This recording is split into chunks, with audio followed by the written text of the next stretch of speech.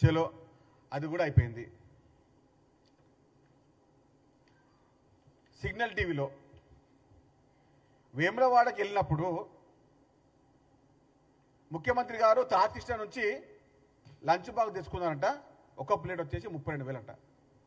100 మందికి 32 లక్షలు. ఇదే కారణం ఇది. రాజేశ్వర టెంపుల్కి వెళ్ళి వేములవాడకి వెళ్ళిన తర్వాత ఆయన పూజలకు కూర్చుంటే దాని కూడా పరిహాసమా? కొన్నిసార్లు కేటీఆర్ అని చెప్పిండు. ఏం చెప్పిండు? 33 కాలేజీలు ఓపెన్ చేసే బదులు 33 యూట్యూబ్ ఛానల్ ఓపెన్ చేస్తే సరిపోతుండే అని చెప్పి, ఆ యూట్యూబ్ ఛానల్ ముసుగులో ఆ ఉచ్చులో పడేది ముందే కేటీఆర్ మాత్రమే.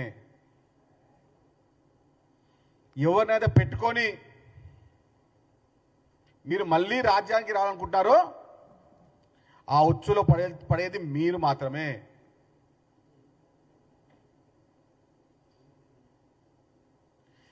ఇలాంటి వ్యక్తుల వల్ల ఒక మంచి సహజంతో పనిచేస్తున్న జర్నలిస్ట్ ఇబ్బంది ఏర్పడుతుంది. మేము జర్నలిస్ట్ సంఘాన్ని విజ్ఞప్తి చేస్తున్నాం, ఇలాంటి వారి యొక్క సభ్యతను మీరు రద్దు చేయండి.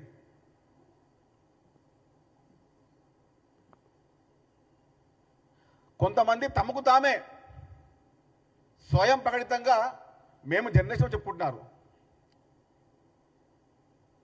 ఆ ముసుగులో బీఆర్ఎస్కి తొత్తులుగా, బానిసలుగా, వాళ్ళ పేమెంట్ పేడ్ ఆర్టిస్టులుగా పనిచేస్తున్నారు.